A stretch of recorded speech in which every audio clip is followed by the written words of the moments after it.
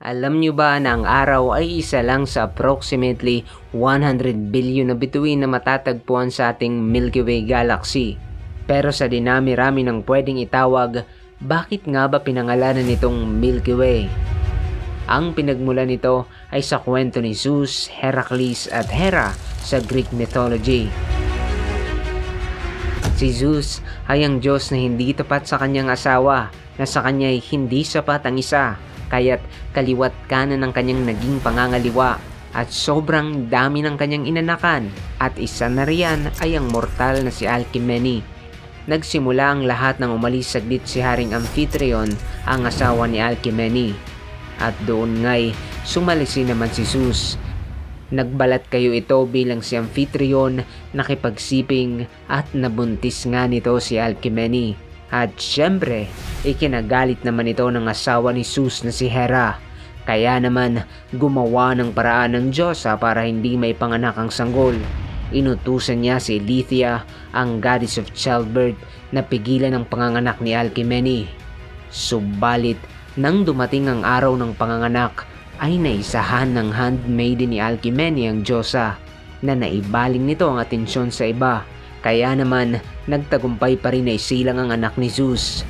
Naisip ni Alcmene na upang kaawaan ni Hera ang walang kamuwang-muwang na sanggol, ay pinangalanan niya itong Heracles, na nangangahulugang for the glory of Hera, o mas kilala siya ng karamihan sa Roman counterpart nitong pangalang Hercules.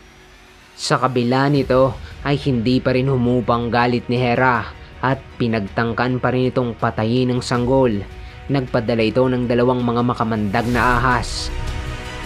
Pero dahil isang demigod si Heracles, kahit isa lamang itong sanggol ay nagawa pa rin itong sakalin at pagbuli ng dalawang ahas. Sa takot ng mag-asawang Amphitryon at Alcmene na kung ano pa ang maaaring gawin ng Diyosa, ay napagpasyahan nilang iabandona ang sanggol na si Heracles. Ngunit agad din naman itong natagpuan at kinuha ng kanyang amang si Zeus. Sa kagustuhan ni Zeus na magkaroon ng godlike abilities ang kanyang anak, ay dinala niya ito sa kanyang asawa. Ang paraan upang magkaroon ng sanggol na si Heracles ng kapangyarihan ay sa pamamagitan ng pagpapainom rito ng tawagin na lang nating divine milk. Subalit, dahil nga may galit si Hera sa bata, ay pumuslit na lang si Zeus habang nagpapahinga ito. Habang mahimbing na natutulog si Hera, ay pinabreastfeed niya rito ang sanggol. Subalit, hindi nagtagal ay nagising ang Diyosa. Nang nagising ito, ay tumambad sa kanyang harapan ang hindi pamilyar na sanggol. Kaya naman, agad niya itong itinulak papalayo, na ito na may naging dahilan upang pumulandit o tumilamsik ang gatas mula sa kanyang hinaharap, at ang kumalat na gatas na iyon sa kalangitan ay ang naging mga kumikinang na mga bituin at ang siyang naging Milky Way Galaxy. Pero yan ay ang unang bersyon. Sa pangalawang bersyon naman, nang inabandona ni Alcmene si Heracles, ay pinag-utos ni Zeus kay Athena na kunin ang kanyang anak. Tumugon at dinala naman ni Athena ang sanggol kay Hera, na hindi naman nakilala ng Diyosa na iyon pala ang sanggol na anak ni Zeus na pinagtangkaan niyang patayin.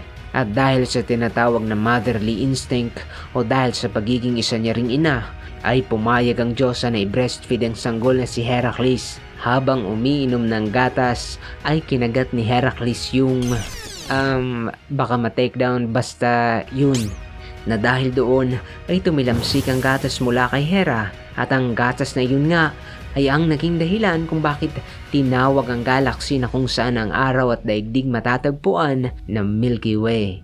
Sa madaling salita, galing ang pangalang Milky Way sa mga Griego na hango naman mula sa kwento sa Greek mythology. Kung si Zeus ay babaero, ganun din ang kanyang kapatid na si Poseidon, na siyang dahilan kung bakit sinumpa si Medusa.